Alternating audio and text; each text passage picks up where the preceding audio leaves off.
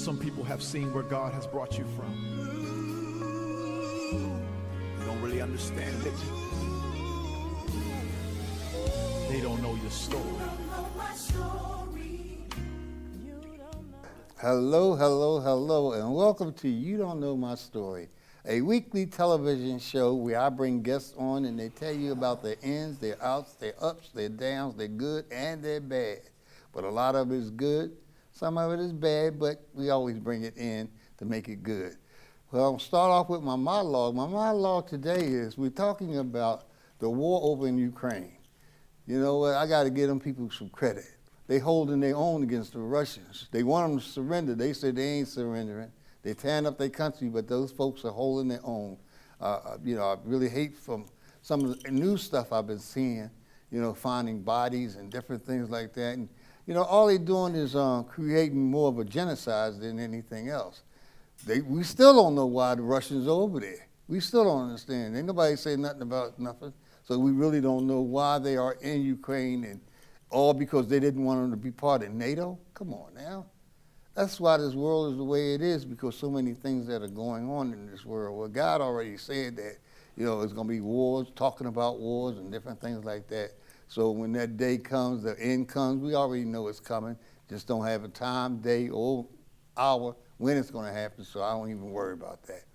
Also, I want to talk about these couple of mass shootings that they had. I think one in South Carolina, something like that. I know it was down south, where someone went into the mall and shot up the mall. What is wrong with folks? But that's the devil. Ain't nothing we can do about it. You got to remember, he's the one that controls this earth. God gave him the run of the earth. So he's going to do anything and everything that he can to make our life miserable. And then we're talking about the shooting that they had at a house party. My God, 2 people got killed. Where's all these guns coming from? It's more guns in the world than it is people, it seems like. I remember when I grew up, the only gun we knew was a zip gun, and they made that out of a rubber band. But now they got Uzis, they got all kinds of weapons. And, if you want to fight, go over there and help the Ukrainians. Go to war.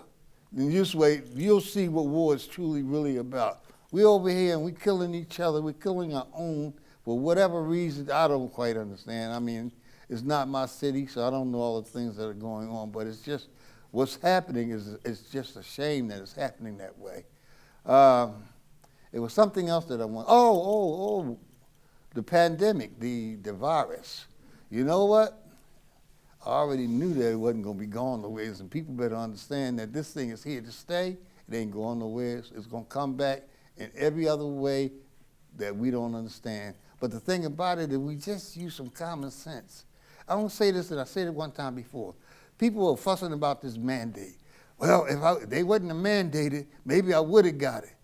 Once you mandated to go to school, then you get a shot to go to school. That was mandated. In order for you to go to school, you had to get a shot. Your parents didn't know what was in it, but they said it was going to save your life. And they're saying the same thing about this. The thing about this vaccine is it will keep you from going in the hospital. Don't wait till it's too late. Don't go in the hospital and then say, well, when I come out, I'm going to get my shot. I've heard it from a couple people, and guess what? They ain't come out. So all I'm saying is use common sense. Protect yourself. Remember where you are sometimes. I still wear my mask. When I go to large places like grocery markets and stuff like that, I still wear my mask. The reason why I wear my mask, I don't trust everybody, because everybody ain't being honest. And look, I've been boosted. I done had everything. I had every shot they got.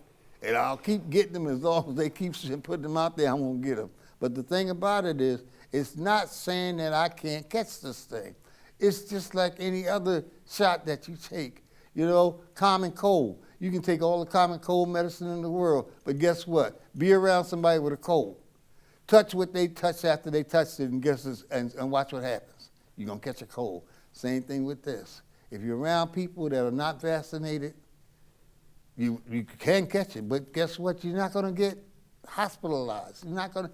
It's going to be like a cold, and that's how you got to treat it. You just got to take care of yourself. And with that, we'll be right back. Okay, welcome back. Well, I have a show for you today. I had a guest on my show. He came on around the beginning of last year, and he came on with his story. But I had a chance to meet him before that. But this gentleman has a story that I feel as though you need to hear, how God has been working in his life, all the things that he went through, and how it's bringing him out. And he has some great news for you. So without further ado, I'm not going to be the one to try to tell his story. I'm going to let him tell his own story. Mr. James Clay, welcome. Thank you, Glad sir. to see you, brother. Looking Good good. to see you. Thank you. Looking Thank good. Your battle-tested jacket on. Yes, sir. Yes, Go sir. ahead, battle-tested. You're looking real good. So, Mr. Clay, let my audience know what you've been up to, what you've been doing since the last time you came here. And I think you got some real good news at the end. Something happened to you today. Yeah. And you can bring that in a little later. But tell them what's going on with Mr. Clay. Man, of course, everybody calls me James Battle Tested Clay, and it's because that my life has been battle tested. And, you know, I'm not going to go through every bit and piece of it, but it's just about first one stage of my life. I was raised up north, Miami County. The majority of it is 90%, high 90s, Caucasian, very low minority up there. Went from there and moved to Tennessee.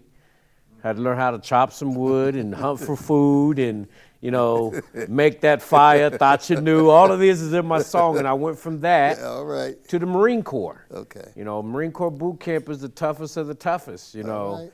And so from the Marine Corps to being a coach and a physical fitness trainer to spending 9 years incarcerated. So all of that happened in the first 40 years of my life. So that's where the battle tested come from. And in my song, I say I'm like a real life Forrest Gump. You ever seen the Forrest Gump movie where we're like, who really does all that stuff? Well, I'm a guy, that's why I say I'm a real life Forrest Gump. Okay. But I've been home from prison now. I got out in 2017, April.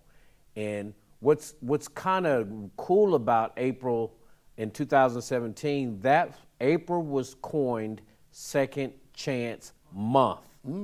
In 2017, the same year, the same month that I was released from prison. Okay. Okay, so in the last 5 years, which has been really, really difficult, and we're going to talk about some of the difficulties, so I'm going to try to take a year at a time. But when I first got out back in 2017, it was tough, you know. And for any returning citizen, that's tough. You're trying to find a job. It's tough to be 40, 50 years old and have to go back home and live with mom and dad. Got to ask mom and dad if you can drive their car. You know, can I go in the cabinet and can I get some of them chips? And you know, one time mom said, "Did you use my rag? Did you use my rag?" So you're a grown man, you've had your own, you lost it all and you want to get it back. Amen. And so anybody who's been incarcerated has to do double the work or maybe triple the work than a person who hasn't. Because you have the stigma, the doors. I didn't have a whole lot of problems with employment because I went to the Montgomery County Office of Reentry, which is right here. Out of the 88 counties, nobody's doing it like Montgomery County when it comes to helping returning citizens. And, you know, just real quick, the Career Alliance Academy is a one-stop shop for anybody who's getting out. They're getting public educated right now. Go to the Montgomery County. If you just got out, they can help you get back on your feet. You can't do it by yourself. And because of that, not just from them, but with my family and with some really good folks, I've been able to build my life. My first job in that first year, I had to get a job. You gotta understand, I'm 50 years old. Okay. I get a job down at Pioneer Automotive Technology, and they put the 50-year-old man in a hot box container in the summertime, and you know, stuff in the containers on the floor. Right. So I got to pick the stuff up off the floor and put it on a conveyor. They push it out of the conveyor, out of the container, and they stack them on skids. Okay. the 50-year-old dude is in the container. And I got him in there with a couple 20-year-olds, and they moving kind of slow, and I'm running circles around these dudes, man.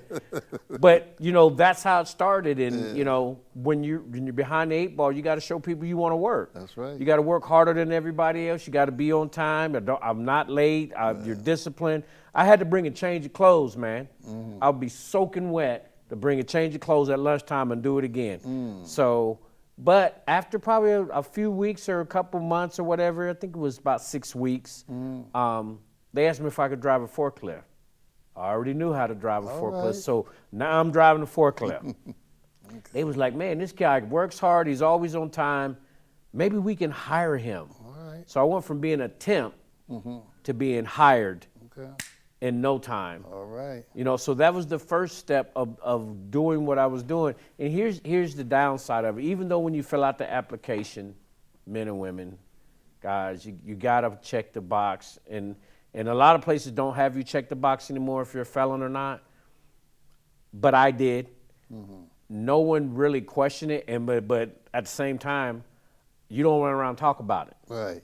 Right. Everybody don't need to know what you're doing and how you're doing it. So I let my work speak for me. I let my mannerisms and my respect speak for me. So that lasted all the way to the end of the year. By the end of that year, I got the job in August. By December, I was hired full time. All right. So that was a climb. Man, you know, within that, in 2018, been out a year, and we're gonna talk about this for a minute. Okay. Men, I'm gonna speak from a man's point of view. If you're getting out of prison, you living with mom and dad, or you living with Joe and Schmo, why are we trying to get in relationships with women? Come on. You can't buy them a sandwich. You can't take them on a date. You ain't even got a car. I mean, the whole point is to try to get yourself reestablished first. Right. That's And I did a little bit. I was like half and half. And the young lady, I'm not going to mention the name, but she knows, and we talk about it all the time, that it was a mistake.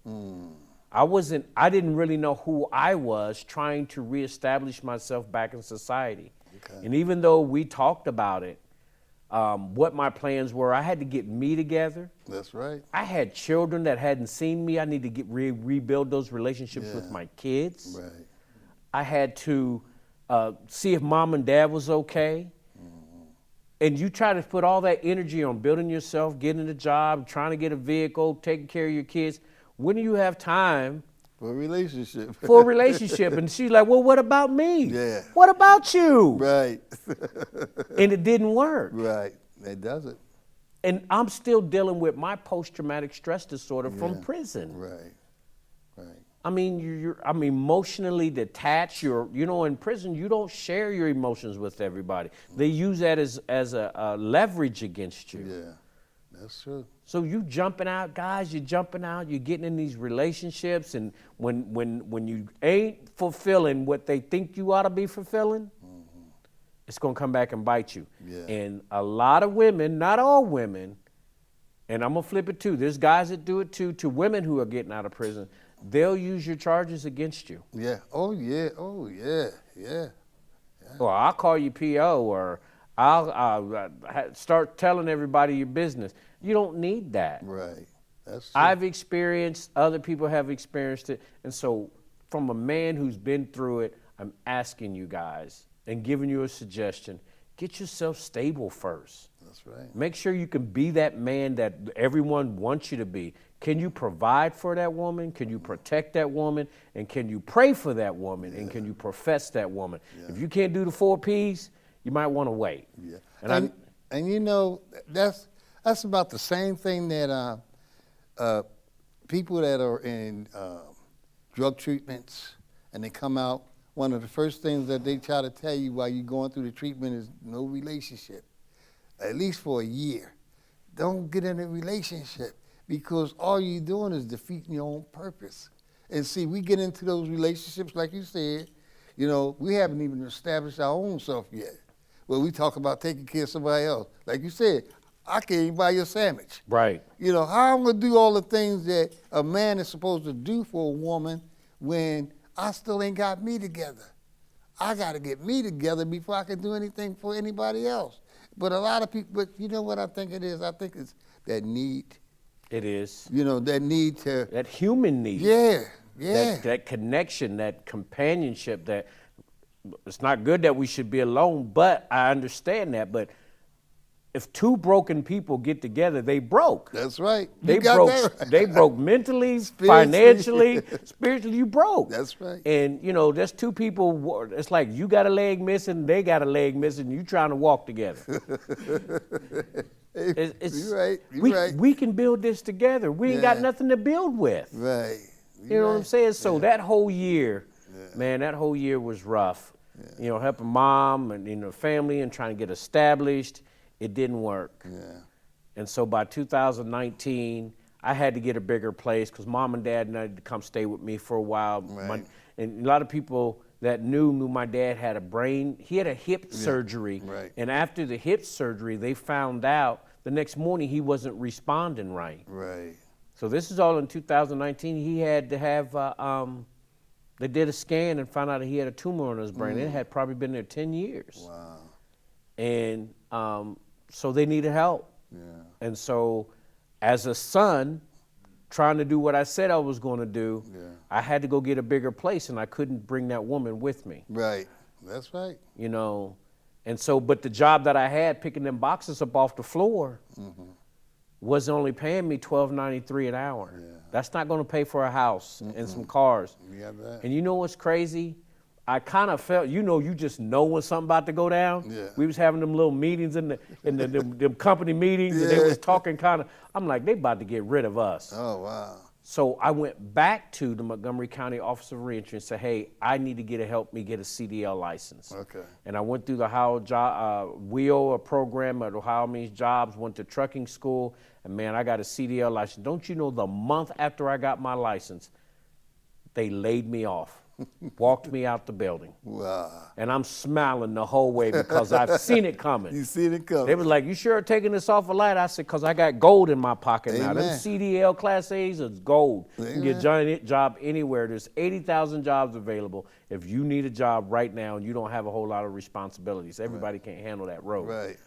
But right then, that was able to provide me to get a better job so I can take care of my parents, take care of my responsibilities, and anything else that I needed to do at that time.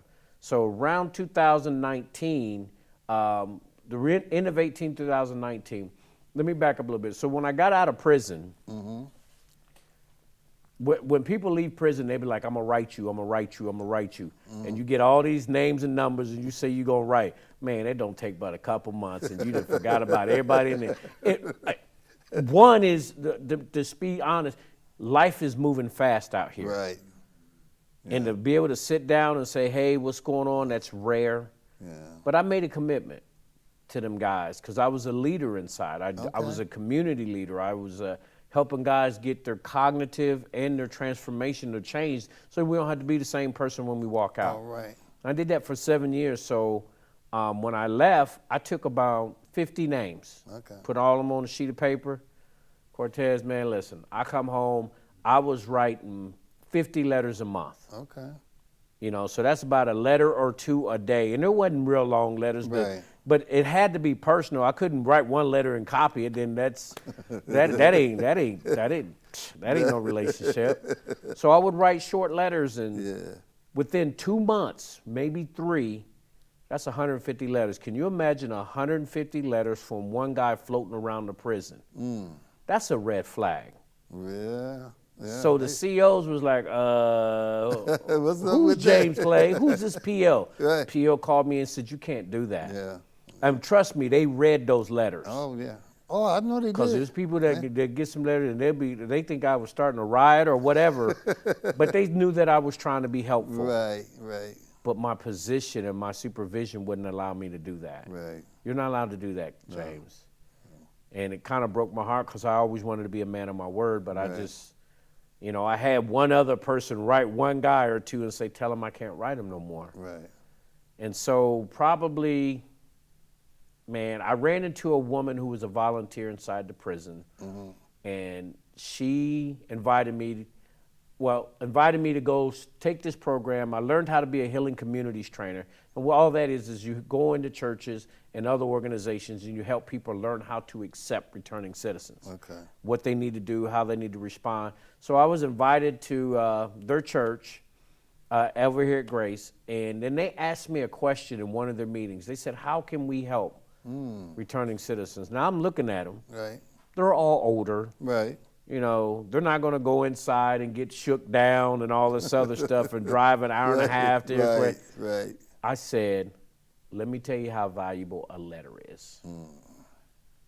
There are men and women inside who have failed multiple times. Yeah. And their families members, their churches, their community no longer write them. Right. They wrote them one time, they wrote them off. Yep. And when I was in there, and when the mail list went up, you got 300 guys in a dorm and only 18 are going to go get mail? What is that? Yeah.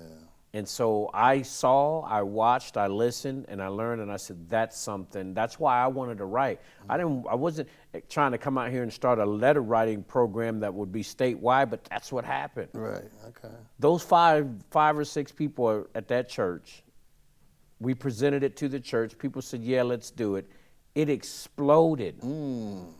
There's not just churches, but there's and not just Christian, there's Catholic churches and other churches and reentry organizations. Anybody, Day TV can have be a hope letter writers now. Right. And what it is, it's those men and women inside, because it's partnered with ODRC. ODRC doesn't want pen pal programs. Right. This letter writing is to build hope, to give hope, and we meet people who are coming home to Dayton. Wherever you're writing at, you're writing to those people who are coming back to your area. Okay. So that you can be prepared to receive them and help them. So it's called Hope Letters. So I am a co-developer and co-founder of a statewide writing program called Hope Letters inside the prison system. That is beautiful. And it wasn't planned. Right. It wasn't planned. Never. God had already had your steps for you. He had your steps for you. And you know what? I ain't wrote a letter yet. since they told me to stop writing letters, I still ain't wrote no letters. Right. So, but that brings us all the way back to 2019 when I was asked to tell my story in front of the annual conference of probably 3,000 or 4,000 people, June 2019. And it was the same day that they found out my dad had that brain tumor. And so my mom, my daughter, my sister, and my brother, we were all supposed to go together to hear me speak, and we had to split up. Right. Yeah. And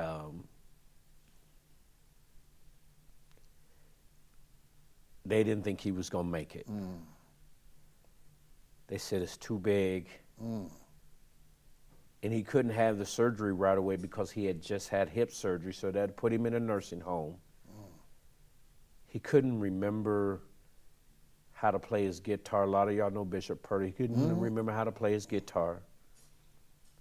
He couldn't remember what day it was. He couldn't even remember his alphabet. It was devastating, and I had 3,000 people up north waiting on me, so we had to split up. My mom and my brother went to the hospital because we got the call that morning, and me and my daughter and my sister went to Lakeside up by Cleveland. And God blessed. It's still probably one of the best messages I've ever given, because I start out with I tell them who I was, and I was like, man, I was something else, because I was. Right. And it's about who I was before prison. But I ended with today. I'm something else. Amen. And that was 2019 was tough. So in August, I got a chance to go to college, y'all. All right. I went to Sinclair Community College, made the dean's list. Uh-oh. Well, you know what? We're going to, at this particular time, we're going to take a little break. Okay. I want you to get you some water, get yourself together, and come back, and we're going to get back into this story, and then we're going to bring it close to a close. Okay. And you'll be able to leave out some information, some numbers if you want.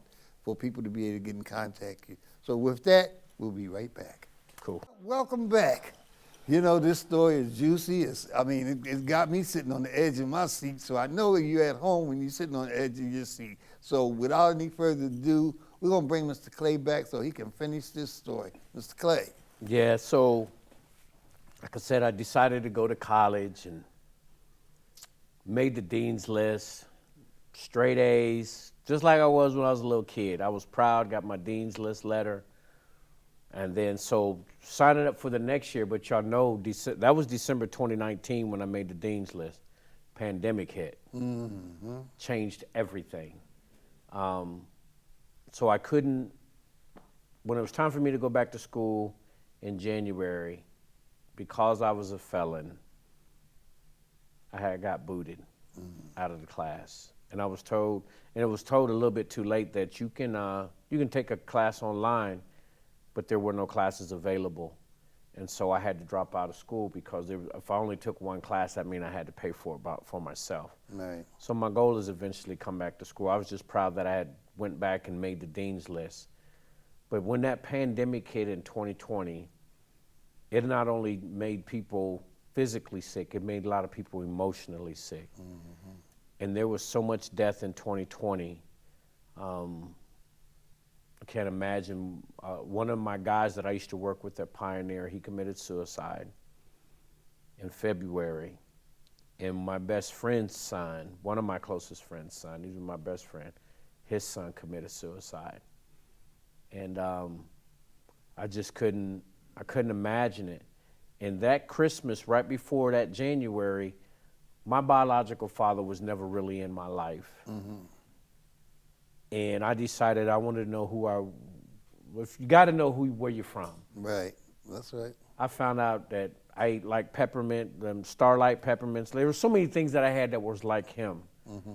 And for the last year, I got to just go pick him up and have dinner and talk or whatever. Well, the last time I took him out to eat was Christmas Eve. And then 2 or 3 days later, they found him on the side of the road, not dead, but passed out, and he ended up in the hospital. And just to make it short, I lost him in April 2020. Right at the same time where I was being told by the community, not all communities, some community members didn't want to see me on YouTube. They didn't want to see me telling my story. They didn't want to see me on your television show that I was on the last time. They called my PO and said, you need to shut him down. They did a thorough investigation. I could not be on any electronic devices or anything, no shows for like 3 or 4 months. Wow. I couldn't do no Healing Communities training, no Hope Letters training, none of that. And my dad had passed. So April, June, July was pretty tough. Right. And then November hit. November 2020, Thanksgiving weekend. I saw my son. My son is a decorated Navy sailor. All right. You know, search and rescue swimmer, medic, running with the Navy SEALs. On November the 29th, 2020, my son committed suicide. Wow. I got a call at 3 o'clock in the morning. I had just lost my biological father. Yeah. My dad that raised me had a brain tumor. Wow. And then my son commits suicide. And I was done. Yeah. I really, really wanted to quit. I was like, nobody prepares to lose their child. Right, that's true. And the thing that ate me up more than anything else in the world, what if I wouldn't have went to prison? Is there anything that I could have done different? Because I only seen him once when I got out. Twice. He came home when I first got out, and I went out there probably 6 months later, and that was the last time I saw my son. Wow. So I just didn't know what to do. And I really, really shut down. I really went into an emotional funk. And I was in a different relationship with the woman at that time. And she was a good woman. And she told me, you need to seek help. You're dealing with your prison. You're dealing with when you was in the military, you're dealing with the loss of your son. So I'm telling anybody, all of us have mental health issues. The things that we go through create trauma. Right. And so I went and started seeking help. But what's crazy is, though, here's where the silver lining comes into all of this. Okay. All of those people that surrounded me, that I was taking care of and helping, begin to rally around me. All right. And battle tested came out of that. I was always battle tested. That was always my name, but there was no organization. There was no company. I was just consulting wherever I could consult because I wanted people to help returning citizens and I'm still a returning citizen. I'm still on paper, and I got to deal with the death of my son, the death of my father, the brain tumor of my dad, trying to find a job, and all of this. Then I fell off my truck, man. Blew my shoulder out. Lord have mercy. Blew my shoulder out months after my son committed suicide, so I couldn't work. I still ain't went back to work. I'm just healing up this month. But the beauty of all that is Battle Tested was born. Battle Tested is an organization. This is what's the crux of it. This is an organization that helps men and women and their family members who have been touched by the criminal justice system and the victims. People like, you help victims too? Yeah, because every person who's been inside the prison was a victim first. That's right. We are all victims before we become offensive. Right. The problem is when something happens to us, it doesn't get dealt with, we get hard and bitter, and then we start offending people. Right. Hurting people hurt people. That's So right. 99.9% of the people that's in prison was a victim of something first. Yep.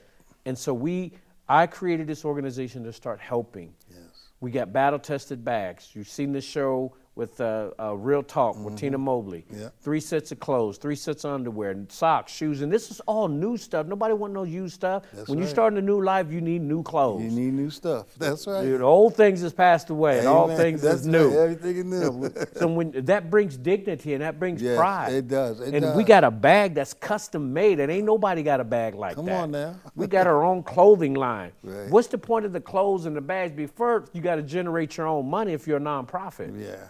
Second of all, it's not only generating money to put more stuff in the bags, but it's letting people know we here. Yeah. The slogan is the battle test isn't about winning or losing. It's about learning and growing from it. You ain't gonna win every battle. That's right. Nobody wins every That's battle.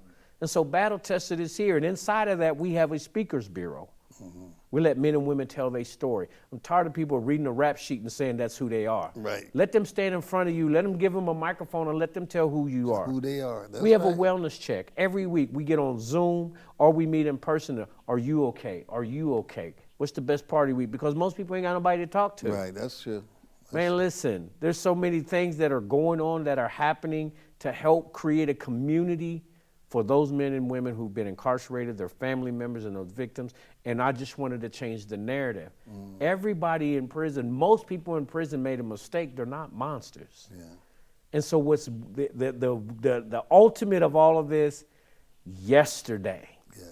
was Easter Sunday, All right. and I was released from state Amen. supervision. Amen. Amen. I was truly set free All right. All right. yesterday. I was already Congratulations. set free in my spirit, Yes. but the Papers. the papers Off is the paper. legit. Now they can't say nothing. No. You go there, you show you And this want is to what I go want to there. tell people. I did every day, every minute in the prison and on state supervision. All right. No one can say, well, no, I did it all. That's right. That's I right. did it all. That's right. And one thing I never said to anybody, and I'm saying it on your show, it's an innocent man. Amen. There's a lot of innocent people in prison. Yes, it is. It is. You're right. A lot of people taking deals because they stacked the deck. Mm-hmm. And they're afraid and they're scared. I wasn't afraid or wasn't scared because I knew my integrity. Right. I took it to the box All right. and lost. Yeah. I could have did 80 years, but the judge only gave me 5, and then they brought me back. I was charged with burning down my own house, Wow. and they gave me 4 more. So that's how I got 9. Mm. But I'm just telling y'all, now I'm free. Amen. But it doesn't matter if a person's once you get that tag, Yeah. It's with you. forever. Yep. So guess what? I'm going to use it. I'm going to take those things that I've been through and use it to change lives. All right now. All right. What some, like in my song, what some meant for evil, Yeah, God meant for good. that's right. Change my character, change my walk, change my mind, no longer blind. Come on now. I don't need your approval. That's right. I'm battle tested. All right now. All right. That's my story. All right. And I'm free today. Amen. Free in spirit, free in mind, and free from the state supervision. Man, you just give me chills I'm all up free. and down my body.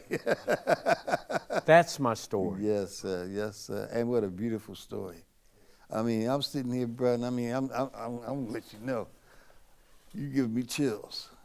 And the thing about it is, like you said, it's things that we did, and we made mistakes, but we ain't that person no more.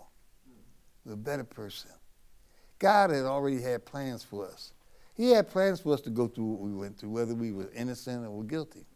It was just a test, you know, and it was our test. And the thing about it is, what do we do with it? Yes, You sir. know, what do we do with it? You did some beautiful things, man. You came out of there and you looked at your life and you said, what can I do for somebody else? It wasn't just about you. What can I do for somebody else? And that's the beauty of it. That's the best thing, man, that we have to realize that it ain't all about us.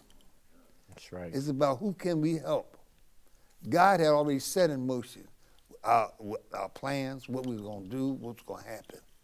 You know, and we had to go through some things. Yes, sir. They weren't good things. No, sir. We lost some people on the way. Yes, sir. I But did. guess what? We're still here. You know, we're still here. You know, I think about some of the inspirational quotes that I put on my Facebook page every morning. And it's not coming from me, it's coming from other ministers. But the thing about it, everything they're saying is about me. I'm just not Right. saying the words, but everything that they're saying is about me. And what I do is I share it with somebody else. You know, I ain't trying to be nobody other than what God has me to be. You know, no big head, no big big U's, eyes and little U's. It ain't about all that. It's about what God has for me. It's for me. But he said, give it to somebody else. Yes, sir. You ain't gonna keep. You can't keep it. You got to give it away. You got to give it away. You got to help somebody else. You got to be in the position to help someone else. And you know, with this pandemic, man, it's some of it is. And I had to look at it like this. I can't change your mind about anything.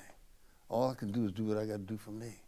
You know, we lost a lot of people, man. Yeah, we did. A lot of people. And a lot of it was through stupidity.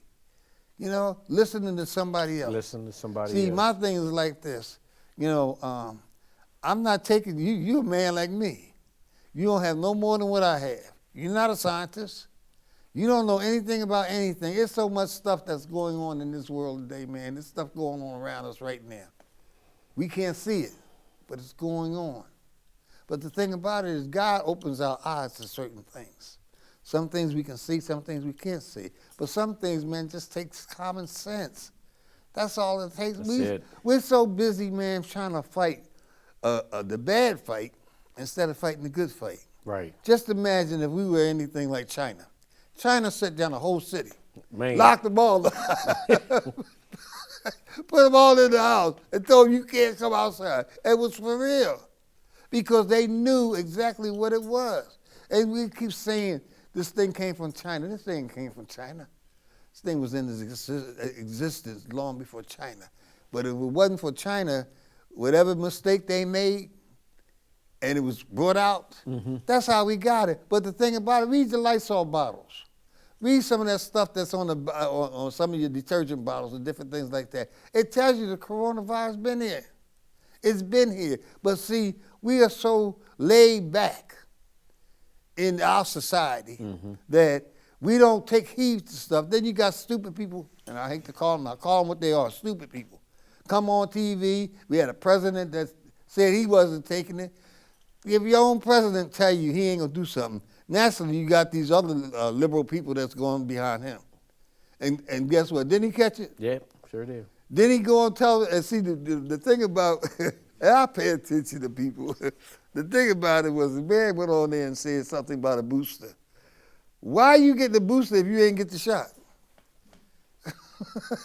Yeah. But I'm just saying, bro, it's like we have to look at how we came up, okay?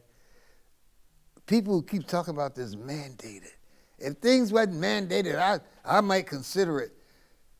Everything we do is almost mandated. Mm-hmm. Well, they give you that so they can monitor you.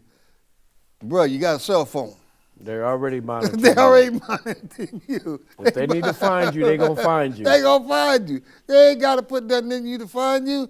They got your Social Security number. Remember when we was young? I remember, man, I didn't have to get a Social Security number until I think, what was it, about 17? Mm-hmm. Now you gotta get one when you born. You telling your age now. You Hey, telling look, I thank God for my age. You know, October Right. I seen 70. Right. And I'm blessed because what my life was consist of, I shouldn't even be here. The stuff I took me through, I shouldn't be here. But it's only through God's grace and His mercy. Yes. It ain't about me.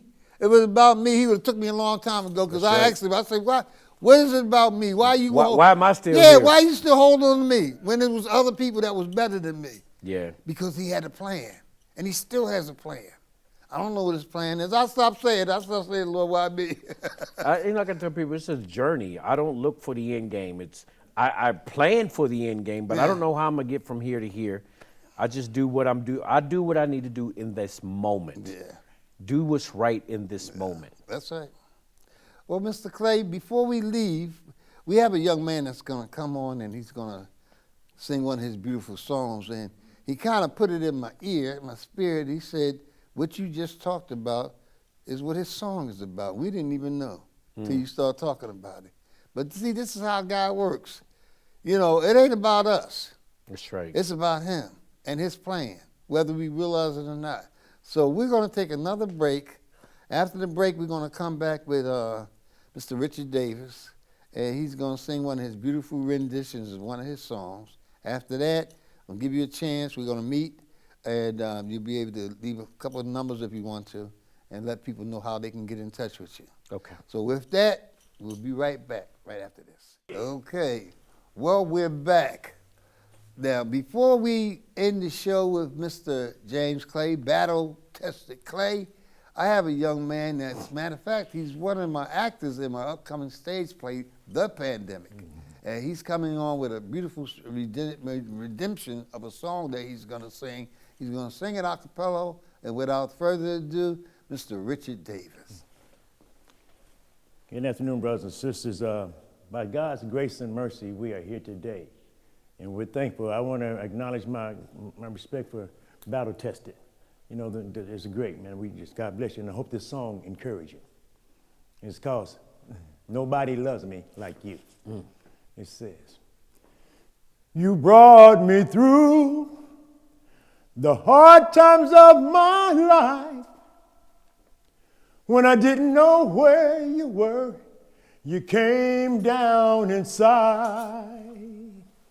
Discouragement overwhelmed my soul, and sorrow filled my heart. You calmed my fears, dried away the tears. Nobody loves me like you. Where would I be, and what would I have done? And how could I have made it through the night?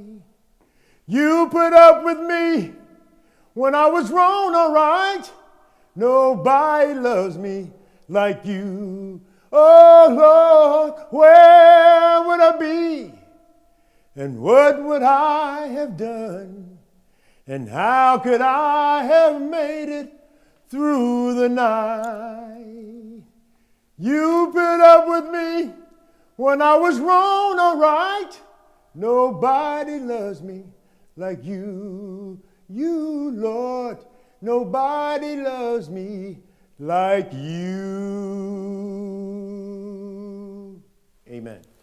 rendition of that song. Very good song. Very good, good. Look, if you want to hear this brother sing some more, come to our stage play August the 26th. He's playing the rich husband, man with all the money. But he said, don't tell him this account. But if you want to see more of Mr. Richard Davis, come see him at Shiloh Church, Philadelphia Main Street, August the 26th. That's our opening night show at 7 o'clock. We have a lot of things that are going to be taking place. But without further ado, let me bring Mr. James Battle Tested Clay out so he can have a little more information for you before we leave. Mr. Come on up.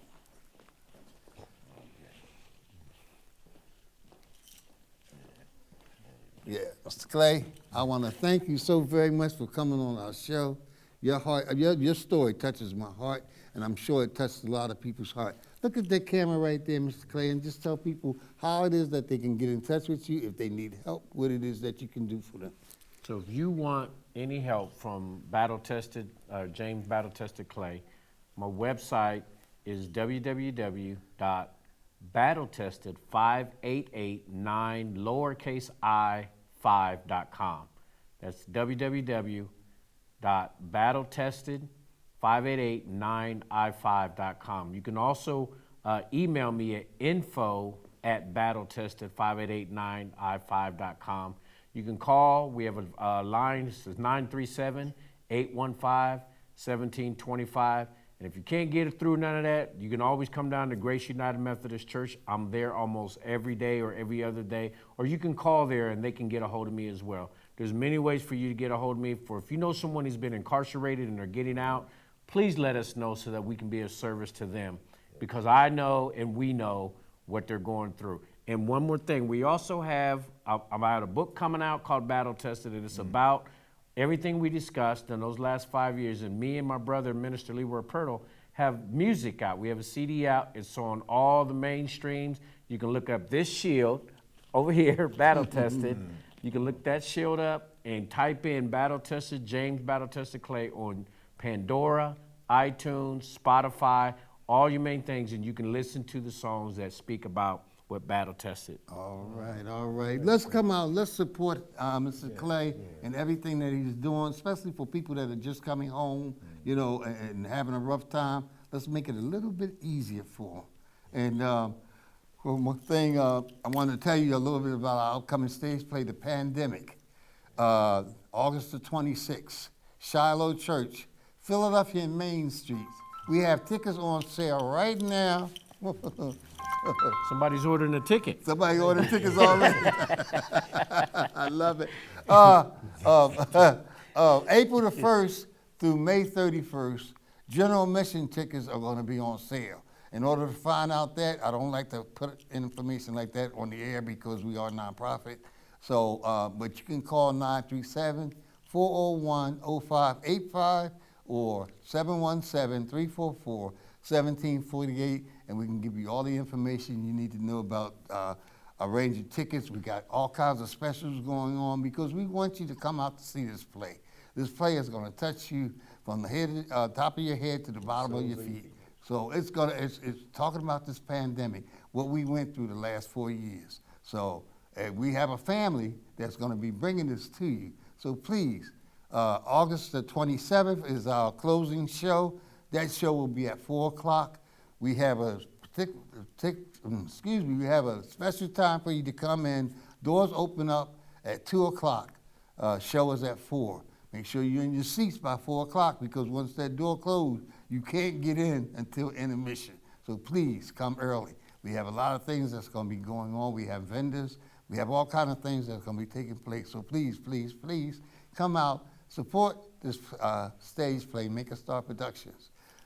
Friday night show is 7 o'clock, but the doors open at 5. We got vendors. We got some young praise dancers. We got some entertainment that's going to be taking place. I got some special guests that's going to be there. So it's going to be a real, real good night. So don't just support Friday. If you can't come Friday, come Saturday. But everything takes place on Friday. Well, everything takes place, both shows really. But, you know, all the special guests comes on He's Friday. saying you want to be when it opens up. Yeah, you want to be the first. Be the first. That's right, because videotaping, everything else will be done. Oh, there will be no live streaming or videotaping of any part of the show. We're going to tell you ahead of time. We'll ask you once. Next time, we're going to ask you to leave, whether you paid or not. So let's not go through all that. Let's just be cooperative and do what we need. Amen. He said decent and in order. Let's make it decent and in order, okay? Because there is videotapes that will be coming out later on in the year. So we don't want anything about the show going out on live stream before we put it out. So God bless you. I'd like to thank you again, Mr. Richard Davis, for that song. God bless you. James Battle Tested Clay. Yes, sir. Thank you, brother. Thank you, sir. And if bless there's you. anything that we hear, anything here at the station that we can do, Make a Star Productions, you don't want to know my story, anything that we can help you with at any time, don't be afraid to ask. Yes, sir. Because I could either say yes or I could say no. I would like to say yes. But we will do the best that we can to help you with this. Like you said, it's to help incarcerated people that comes home that don't have much and is going through some hard times. In order for you not to go back, we want to be to help you to keep you from going back. Yes, so sir. with that, we'd like to thank you. And our show comes on Sundays at 4 p.m., Channel 5 or Channel 6, always depends on your location, and Thursday morning at 10 o'clock. With that, we'd like to say thank you so much for tuning in. See you next time. Some people have seen where God has brought you from. You don't really understand it. They don't know your story.